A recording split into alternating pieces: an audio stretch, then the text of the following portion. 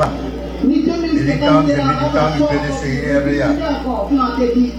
Dites non à ceux qui veulent faire disparaître le PDCI-RDA. Militants et militants du PDCI-RDA. Le PDCI-RDA ne disparaîtra jamais. Il faut savoir partir.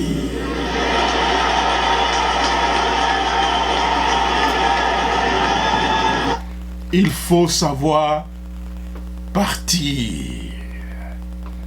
Il faut savoir partir.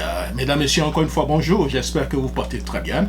Alors, le thème que nous allons donc avoir, en principe, on ne devait pas donc avoir un show aujourd'hui, hein, mais avec l'actualité, comme je le dis, en fonction de l'abondance de l'actualité, nous sommes obligés d'être là et oui, donc de faire donc, des petits shows, parfois quelques petites minutes ou bien parfois des dizaines donc, de minutes.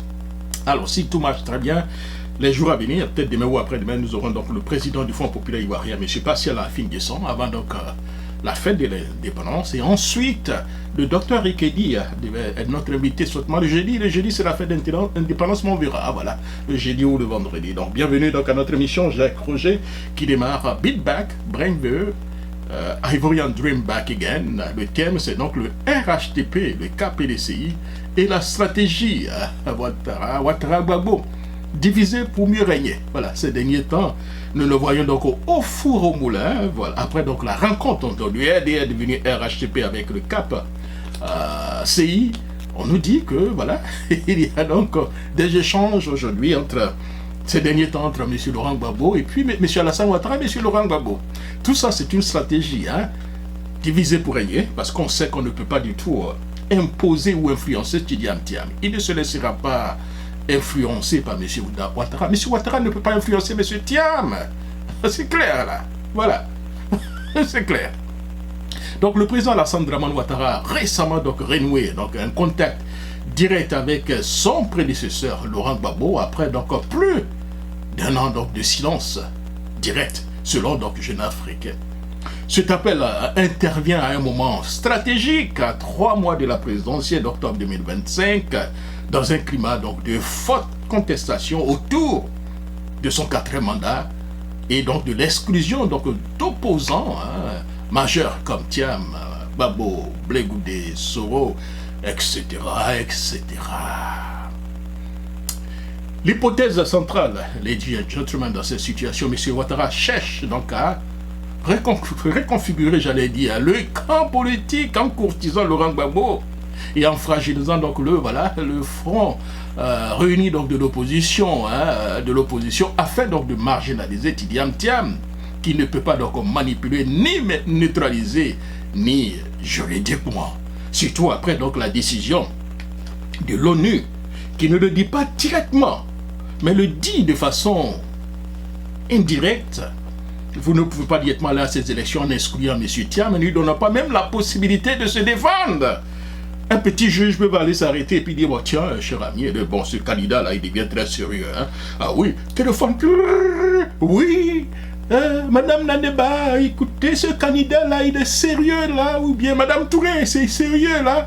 Comme toi, tu es juge, là, il faut aller barrer son nom et puis voilà, dire qu'il n'est pas ivoirien et puis il n'est pas candidat. Et ce monsieur n'a même pas le temps, donc, de se défendre. You believe it? Dans un pays, comment on peut certainement voir des choses comme ça? On ne vous juge pas, on ne vous traduit pas et puis automatiquement on arrache, on dit vous n'êtes pas ivoirien. Et puis on dit oui, il n'est pas ivoirien, il n'est pas candidat. Mais on est où là? L'ONU dit non, ça ne se passe pas comme ça, il faut donner la possibilité à la personne de se défendre. Voilà, vous dites qu'il n'est pas ivoirien, présentez donc les caisses devant donc une cour de justice. M. Thiam est jugé. Il présente ses preuves, vous présentez vos preuves, et puis la justice dit oui, M. Thiam n'est pas ivoirien. Dans ces conditions, vous pouvez donc l'exclure. Et voilà ce que donc l'ONU est en train de dire. En ligne au régime de M. Ouattara. Vous êtes un pouvoir, vous êtes un pays, hein, vous bénéficiez de la présomption d'innocence. Voilà, vous êtes un pays libre. Dans ces conditions, vous êtes adhérent à l'ONU, mais cependant, on ne peut pas réellement, dans un premier temps, vous imposer quoi que ce soit. Mais on vous dit, après avoir écouté votre argument, écoutez aussi les arguments de M. Thiam, nous vous donnons la possibilité de corriger cela avant, certainement, qu'on intervienne. Voilà le langage diplomatique, ce que l'ONU dit à l'État de Côte d'Ivoire. donc M. Ouattara et le devenir RHTP étant un peu coincé dans cette situation, où on peut fragiliser encore Thiam. Il faudrait qu'on parle du côté de Laurent Gbagbo, on parle de Simone Gbagbo qui pour le moment tient cap. On va faire la proposition à Simone Gbagbo, on va faire la proposition à Laurent Gbagbo, on ne sait jamais, voilà. Puisqu'avant on était dans le front uni contre le PDCI-RDA, donc dans les années 90, peut-être qu'on peut faire ça encore pour dire tout sans le PDCI-RDA, qui est donc le serpent qu'il faut tuer, vous comprenez. Donc on ne sait jamais. On peut essayer donc de faire donc des deals avec le camp de Laurent Gbagbo ou le camp de Simone Gbagbo, mais je ne pense pas que Laurent Gbagbo et Simone Gbagbo accepteront, cher ami. Alors, je profite pour dire donc bonsoir à Madame Sabine. J'espère que vous portez très bien, Madame Sabine Kofi. J'espère que vous portez très bien, voilà. Alors, tous ceux qui sont en ligne, comme je le dis, la méthode, on ne vous demande rien. On ne vous demande même pas des contributions. La méthode qu'on vous demande, c'est donc de partager le live chaque fois que vous êtes en ligne. Et ensuite, voilà, amener les likes pour nous permettre donc de continuer donc le show. C'est la méthode.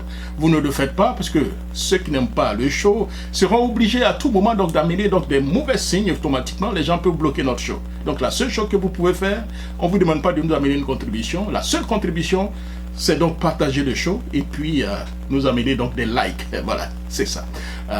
Je souhaite que... Et puis, surtout, abonnez-vous donc à la page. Allez-y en haut et cliquez, abonnez-vous. Et comme ça, chaque fois que nous sommes en ligne, automatiquement, vous êtes alerté. Et vous pouvez donc suivre. Puisque, pour le moment, nous n'avons pas une heure exacte, voilà, pour de nos émissions. Nous sommes obligés, on vous dira que ça tournera toujours autour de, entre midi, disons pas de GMT, entre 16h et 17h, nous serons assis, voilà, nous serons donc en ligne. Donc on ne peut pas vous dire exactement si c'est à 16h GMT ou bien à 17h mois. Voilà, c'est question on fera tant que nous serons en ligne, ça sera dans l'intervalle de 16h GMT à 17h GMT. Voilà. Alors donc, c'est ça. Nous sommes donc à la veille donc, des élections chez Ladies and Gentlemen.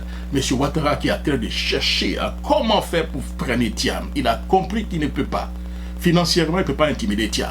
Vous comprenez? Thiam a son argent pour faire sa politique. Vous comprenez? Ceux qui sont en Côte d'Ivoire, peut-être que la majeure partie, avec tout ce qui est en train de se passer, peut-être qu'ils n'ont pas suffisamment d'argent, bien même sinon, ils ne peuvent pas certainement l'utiliser. Mais Thiam a ses réseaux. Uniquement pour avoir son argent, il a travaillé longtemps pour avoir cet argent. Au moment où il travaillait, Thiam était payé minimum, sans les autres avantages, au minimum 10 millions, en 10, je crois que j'avais vu la dernière fois les statistiques, il était payé aux alentours de 15 millions de dollars par année. 15 millions de dollars. Alors, calculons en CFA, 15 millions, cher ami, vous allez comprendre, 15 millions, voilà, 15 millions, c'est pas parce que nous sommes en train de bluffer, c'est pour montrer qu'il est venu avec suffisamment de choses. 15 millions de francs CFA, et multiplié par chose, ça va faire combien ici? Vous comprenez, Voilà, ça va faire à peu près, il avait au moins entre 6 et 10 milliards de francs CFA qu'il gagnait par année. 10 milliards de francs CFA qu'il gagnait par année en dirigeant donc les entreprises. Sans compter les bonus et sans compter tout ce qui est comme avantage. Donc au moins il a suffisamment gardé un peu d'argent. N'oubliez pas aussi que c'est le neveu, le petit, vous voyez. On ne sait même pas s'il vous faut aussi laisser aussi de l'argent pour lui. Vous voyez. Donc dans une telle situation, comprenez-moi, Thiam a un peu d'argent pour faire sa campagne. Parce qu'aujourd'hui, pour gagner les élections en Côte d'Ivoire, je vois les gens là qui courent, je suis candidat. Mais est-ce qu'en amont, vous avez déjà préparé votre candidature? Parce que pour gagner les élections en Côte d'Ivoire, c'est surtout en amont. On parle d'en aval, mais c'est surtout en amont. En amont, c'est quoi? Le fichier électoral. Vous comprenez? En amont, c'est quoi? C'est donc avoir le parrainage. En amont, c'est quoi? Les gentlemen, c'est de pouvoir avoir, on a à peu près au moins 22 000 bureaux de vote en Côte d'Ivoire. 22 000 bureaux de vote. Et vous avez droit à avoir 2 assesseurs, cher ami. 22 000 multiplié par 2, ça fait donc 44 000 assesseurs. Disons, on va rentrer à 50 000 assesseurs. 50 000 assesseurs dans les bureaux de vote pour pouvoir contrôler réellement les résultats. La majeure partie, je les vois en train de courir. Je suis candidat. Tu es candidat pour aller faire de la figuration ou bien tu allais gagner? Pour aller faire de la figuration, faites d'abord des calculs. Vous n'avez pas minimum 30 milliards. Entre 20 et 30 milliards pour faire une petite campagne, ce n'est pas la peine. Parce que la campagne contre M. Ouattara dépensera des centaines, voilà, des milliards pour gagner des élections. Donc au moins pour avoir une petite campagne, au moins sûr pour pouvoir compétir avec lui, il faut au minimum avoir 30 milliards. 30 milliards de francs CFA. Minimum, 30 milliards. Parce que là, vous allez donner peut-être 100 000, M. Ouattara viendra donner 1 million. Vous comprenez? Donc il faut au moins avoir un minimum de 30 milliards pour battre une campagne. Tous ceux qui sont en train de se lancer ici, candidats, là, ils ont combien dans les comptes? En plus, comme je le dis, en amont. Donc, nous avons 22 000, je pense très bien, 22 000 bureaux de vote. Multiplié par 2, si vous devez avoir 2 assesseurs dans chaque bureau de vote, ça vous fait 44 000. Donc, nous allons extrapoler pour aller à 50 000 pour faciliter les calculs. Donc, voilà 50 000. Et 50 000. Et si vous devez donner au moins, disons, 100 000 pour un mois aux assesseurs, multiplié par 100 000, hein, voilà. Et si laissez-moi faire mes calculs, ça va faire combien? Voilà. Donc, uniquement, ladies and gentlemen, pour les assesseurs dans les bureaux de vote, il faut au moins 5 milliards. Pour avoir une bonne campagne. Et pour être sûr que, au moins, les résultats des bureaux de vote là, au moins vos assesseurs auront au moins les résultats. Vous comprenez? C'est-à-dire, rien que pour les assesseurs, il faut au moins 5 milliards. Pour les assesseurs dans les bureaux de vote, pour nous contrôler. Parce qu'en réalité, on dit, ah oui, les partis politiques volent, mais en réalité, c'est parce que vous ne surveillez pas le vote, parce que j'ai eu la possibilité donc, de couvrir donc, les élections en Côte d'Ivoire, au Tchad et dans d'autres pays. Et je sais comment ça se passe. Je suis allé donc, dans des bureaux de vote où j'étais donc un assesseur, superviseur, comment on appelle ça, observateur, voilà, observateur. Mais après le comptage, mais j'ai regardé que dans le bureau de vote, les assesseurs de l'opposition n'étaient pas là. Les assesseurs de l'opposition n'étaient pas là. Et si les assesseurs ne sont pas là, mais ceux qui sont là pour le parti au pouvoir peuvent remplir et changer les résultats. Vous comprenez? Mais si vous n'avez pas d'assesseur dans le bureau de vote, parce que pourquoi on demande 2 assesseurs? Parce que le vote commence de 8h jusqu'à certainement à 18h. À 8h jusqu'à 18h, à un moment donné, peut-être quelqu'un voudra aller aux toilettes. Donc si vous n'avez pas 2 assesseurs, vous avez un seul assesseur. Au moment où vous allez aux toilettes, des choses peuvent se passer, vous comprenez? Donc c'est pourquoi il faut au minimum de 2 assesseurs dans les bureaux de vote. Et ces 2 assesseurs vous permettront, chers amis, de contrôler un peu. Et ce sont des 2 assesseurs, comme j'allais dire, des gens crédibles, des gens qui croient en vous. Quelqu'un qu'on ne pourra pas forcément manipuler avec quelques bureaux de vote. Je me souviens d'un candidat qui disait que son assesseur dans le bureau de vote, pendant le comptage, il avait faim. Et le parti au pouvoir avait amené donc à manger du poulet et puis machin. Et son assesseur ils ont donné à manger à son assesseur. Son assesseur a bien mangé. Est-ce que vous pensez qu'un assesseur comme ça, on ne peut pas certainement convaincre? Vous comprenez? Donc, en aval, il faut préparer. Il faut avoir 5 milliards. 5 milliards. 5 milliards qui veut dire à peu près qu'il vous donner un minimum 100 000. 100 000 francs pour ses assesseurs. Vous comprenez? 100 000 au moins pour ses assesseurs qui va faire au moins, disons, 50 000, ce n'est rien. Vous comprenez? Mais au moins, c'est déjà quelque chose. Donc, rien que dans les bureaux de vote, là, suivez bien mon raisonnement, hein, dans les bureaux de vote, nous avons 22 000 bureaux de vote. Au moins, si vous voulez contrôler, si vous avez 2 assesseurs par bureau de vote qui sont bien formés, ces 2 assesseurs, après le comptage des voix, peuvent directement vous envoyer les informations automatiquement. Pour dire, bureau 1, Thiam a gagné avec 22 points, voilà le résultat. Bureau 2, Thiam a gagné. Au moins, vous avez déjà ces éléments. Vous pouvez l'utiliser comme argument pour contrer la tricherie. Mais si même au niveau donc, des bureaux de vote, je l'ai dit, vous n'avez personne là-bas, vous allez contrôler de quoi? Vous venez, vous allez, oh, on m'a triché. Tu étais là pour prévenir cela. Donc, dans les bureaux de vote, il faudrait que vous ayez des assesseurs crédibles. Des gens qui n'auront pas faim. Pendant le vote, auront à manger. Vous comprenez? Et après le bureau de vote, au moins, pour avoir passé au moins une journée à contrôler, vous comprenez? Au moins, minimum 50 000 francs que vous donnez à vos assesseurs. Donc, vous multipliez par 2 assesseurs, ça fait minimum 100 000 francs que vous donnez à ces 2 assesseurs. Et quand vous multipliez par 50 000, puisque j'ai arrondi, c'est 44 000, mais 50 000, on ne sait jamais, vous comprenez, pour faciliter les calculs. Donc, minimum 5 milliards, rien que pour les assesseurs. 5 milliards, rien que pour les assesseurs de jour du vote. Sans toutefois compter la campagne que vous devez faire un peu partout.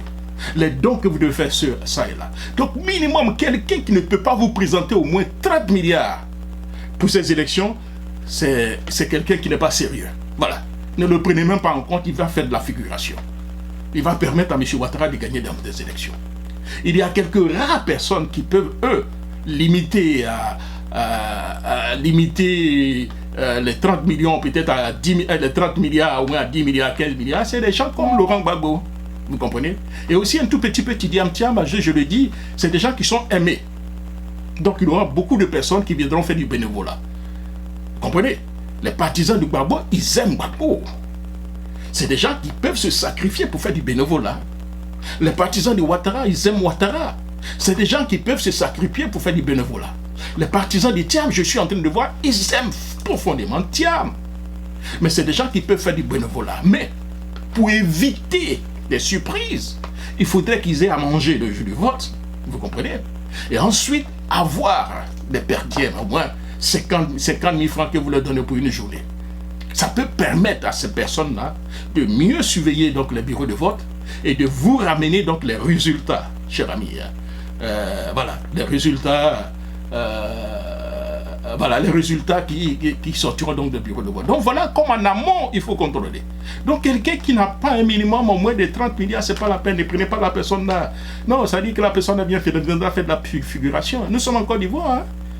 Nous sommes en Côte d'Ivoire, surtout quand vous ne représentez pas un parti comme le PDCI, le RDR ou bien le PPACI. Vous comprenez? Quand vous êtes indépendant, si vous n'avez pas minimum 30 milliards, ça ne vaut pas la peine. Vous venez faire de la figuration. Parce que les partisans de Laurent Gbagbo n'iront pas voter pour un indépendant. Vous comprenez? Les partisans de Ouattara ne le feront pas. Les partisans du PDCI aussi ne le feront pas. Donc quand vous prenez ces trois partis politiques-là, font minimum 90% de l'électorat. Minimum 90% de l'électorat. Pour ne pas dire 95% de l'électorat. Mais pour ne pas être chose, puisqu'il peut avoir moins, je vais aller au moins à 90% de l'électorat. Vous comprenez? Au moins ces partis feront 90% de l'électorat. Donc, ceux des indépendants là, ils auront 10% de l'électorat à compétir. Donc on ne se trompe pas. Quand on vient dire je suis indépendant, tu vas indépendant quoi? Tu vas gagner quoi à être indépendant dans ce pays-là? Dans ce pays-là. Si tu es indépendant au moins, comme un homme comme Thiam, Ouattara, Gbagbo qui sont indépendants, oui, ils ont des chances. Parce que c'est des gens qui sont aimés, ils ont un électorat. Mais si vous n'êtes pas Thiam, vous n'êtes pas Gbagbo, vous n'êtes pas Ouattara, indépendant là, ça sera difficile. L'indépendant qui pourra certainement avoir au moins quelques voix encore, c'est Charles Témoko Antoine. Parce que les gens le connaissent, il a été un peu longtemps sur le terrain, les gens ont peut-être une confiance en lui. Au moins cet indépendant, il ira quelques voix. Je pense qu'il sera même en tête même des indépendants. Voilà. À Salé, je n'exclus même pas, hein, au moins 5% des voix, 5-6% des voix, c'est possible pour Salé. Mais les autres, là, c'est de la figuration qu'ils viendront faire. Je suis désolé. Donc, en amont, il faut contrôler, il faut au moins avoir 5 milliards pour les assesseurs. Vous comprenez? Donc voilà donc les éléments clés que je suis en train de faire pour ne pas aller tellement, pour ne pas extrapoler un peu notre thème de ce jour. Hein.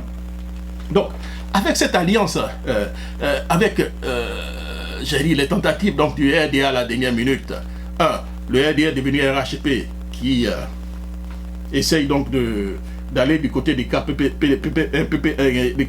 CI avec Simone Gbagbo, vous comprenez? Et puis de l'autre côté, M. Ouattara maintenant qui passe un coup. Alors Laurent, comment ça va? Oui, nous sommes à quelques mois des élections, mais j'avais oublié que mon frère Laurent est là. Laurent, il est tellement gentil qu'il n'est pas rancunier. Lui, au moins, quand j'appelle, au moins, on peut parler un peu. Laurent, ça va? Oui, Laurent, ça... Oui, Laurent, ça va. Tu sais, à la campagne, il ne faudrait pas oublier le Front républicain avant, là. Hein. Parce que ces gars-là, si on laisse encore le PDCI au pouvoir, c'est le serpent qui n'est pas mort. Hein. Alors, si tu ne m'écoutes pas, il faut laisser le PDCI va venir au pouvoir, ce petit Thiam-là. Il est bien au pouvoir, il est là pour 10 ans encore. Hein. Est-ce que c'est ce que tu veux pour ton parti politique? Alors que moi, si tu me laisses au pouvoir, ce qui est sûr, je ne peux pas encore aller au-delà donc, de ce mandat-là. Au moins dans 5 ans, au moins ton candidat peut se présenter. Mais si tu laisses ce petit Thiam-là, ah non, c'est pas bon. Voilà. Donc au moins, lancer. Maintenant, qu'est-ce que Gbagbo dira? Est-ce que Gbagbo acceptera politiquement? On sait que Gbagbo, c'est un bon joueur. Acceptera? Je ne pense pas cette fois-ci hein, que ça passera. Donc, des éléments qu'on peut le dire d'analyse de l'appel. Il y a eu donc l'appel téléphonique entre M. Ouattara et Laurent Gbagbo. C'était donc en fin juillet. La première communication directe depuis donc mois de février, ça fait pratiquement une année. On parle du ton cordial, selon donc des sources avec donc des propositions, hein, de rencontres. Vous comprenez? Oui, Laurent, tu sais, on peut se voir au palais présidentiel, Laurent. Ah, Laurent Gbagbo, tu sais, hein, voilà, on a combattu ensemble, hein, on se connaît bien ensemble, Laurent. Mais faut pas laisser le petit là qui arrive là, le petit Thiam là. Si tu laisses le petit Thiam là, on ne sait jamais, hein, ça c'est le serpent, c'est le petit du serpent. Hein. On a combattu le grand serpent, donc si tu laisses ce Thiam là, c'est le petit du serpent. Donc il faudrait qu'on se rencontre encore, Laurent. Hein, voilà, Laurent. Voilà ce qu'il va dire Laurent Gbagbo. On parle d'une invitation symbolique de Laurent Gbagbo à défiler donc le 11, le 7 à Bouaké. Mais Laurent Gbagbo le connaît ça. Tu m'as amené à la Cour pénale internationale pour t'avoir écouté pendant des années comme ça. Je suis venu. Tu m'as privé de mon salaire. Il a fallu que je me batte pendant donc des mois et des mois pour avoir mon salaire. Tu me retires de la liste électorale. Et puis tu veux que je vienne au défilé. Le défilé pour aller faire quoi? Pour aller montrer aux gens que Ouattara, c'est un démocrate, il s'entend avec l'opposition. Non, Laurent ne se laissera pas prendre cette fois-ci. Ah mais non, peut-être avant, Laurent m'aurait le fait. Mais maintenant, là, au soir de sa vie, Laurent a besoin de sortir de là-bas à la grande porte. Même si son entourage ne veut pas, mais Laurent a besoin de sortir par la grande porte. Si Laurent s'associe par exemple avec Thiam qui gagne, il sait que Thiam va l'honorer. Vous comprenez? C'est-à-dire, Thiam va l'honorer. Oui, mais si c'est Laurent Gbagbo qui gagne, il va honorer Thiam. Il sait qu'Awewe Ouattara, là, il cherchera certainement à l'honorer pendant quelques minutes. Mais Laurent Gbagbo, il sait foncièrement que s'il s'associe avec Thiam, si Thiam gagne, Thiam va l'honorer. Parce que Thiam a un respect profond pour Laurent Gbagbo. Il a dit, il aime bien Laurent Gbagbo. Vous comprenez? Est-ce que Laurent se laissera aller? Non, je ne pense pas.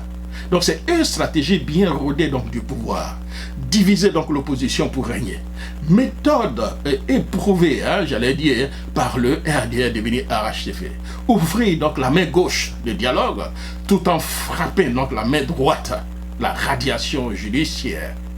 Laurent Gbagbo réhabilité partiellement grâce à présidentielle en 2022, en 2022, mais toujours inéligible comme Thiam et autres figures. Alors, vous pensez que dans cette situation, Laurent va accepter, mais il cherchera donc à diviser. La menace, voilà, que représente donc Thiam aujourd'hui pour Ouattara est une menace aussi réelle. Pas donc de passif, donc avec Thiam, c'est clair. Il n'y a pas eu de passif avec la rébellion ou la crise ivoirienne, la crise du passé. Thiam aujourd'hui a réussi à communier avec la jeunesse, même que ça soit la jeunesse de tous les partis politiques aujourd'hui. Hein, ils ont une admiration profonde pour Thiam. C'est un monsieur qui est incorruptible, internationalement parlant et respecté, difficile à diaboliser. Voilà. Porteur donc d'un projet sérieux qui capte à la fois les déçus du PDCI-RDA, de la gauche, de la droite, des sociétés civiles et la jeunesse. Donc c'est quelqu'un qui représente donc un paradigme. Vous comprenez? Donc ce monsieur devient dangereux. Il est ce que M. Ouattara n'est pas maintenant. Il est ce que peut-être M. Ouattara fut dans les années 1990, au moment où il était donc tout puissant Premier ministre. Vous comprenez? Donc un front commun, Thiam, Gbagbo, est donc la vraie cible. Il faut diviser ce front commun. En cherchant donc à isoler Thiam, Ouattara vise donc à affaiblir l'unité donc de l'opposition. Un dialogue direct avec Laurent Gbagbo peut être vu comme une tentative de diaboliser donc ses alliés.